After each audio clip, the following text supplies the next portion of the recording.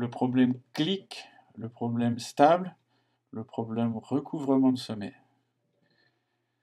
qui sont très connus, puisque en fait c'est les premiers problèmes historiquement qui ont été prouvés NP complet. Donc clic, on se donne un graphe, donc à chaque fois les graphes ne sont pas orientés, on a un entier K et on veut savoir s'il possède une clique de taille K. Donc une clique, c'est un sous-ensemble de sommets qui sont reliés 2 à 2. Donc voici une clique de taille 3, une clique de taille 4, une clique de taille 5. Stable, je me donne un graphe et un entier K, je veux savoir s'il y a un sous-ensemble de sommets tel que pour toute paire de sommets dans ce sous-ensemble, il n'y a pas d'arête entre ces deux sommets. Recouvrement de sommets, je me donne un graphe et un entier K, je veux savoir si je peux recouvrir les sommets avec un sous-ensemble de taille K, c'est-à-dire que tout arête et au moins une extrémité dans ce sous-ensemble.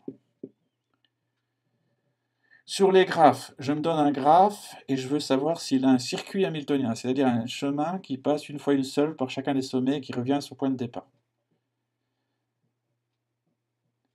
Tout ça, c'est des exemples de problèmes NP complets. Le problème du voyageur de commerce, qui est souvent utilisé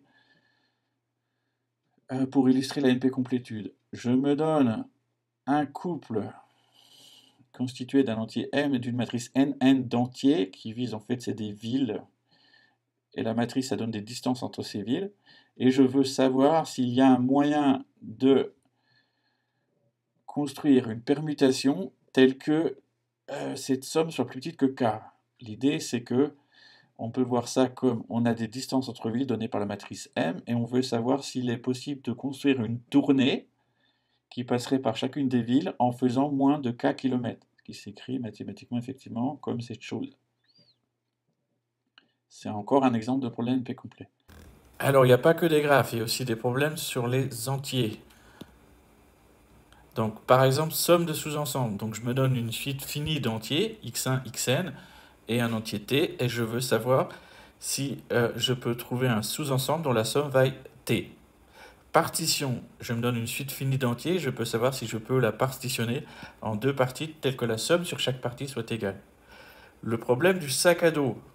Donc j'ai un ensemble d'objets avec des poids A1, AN, il y a n objets, chacun a une valeur, V1, Vn, un poids limite A et un entier V. Et je veux savoir si je peux faire rentrer dans mon sac à dos des objets sans qu'ils craquent, donc sans qu'on atteigne le poids limite A, et en ayant la valeur au moins V.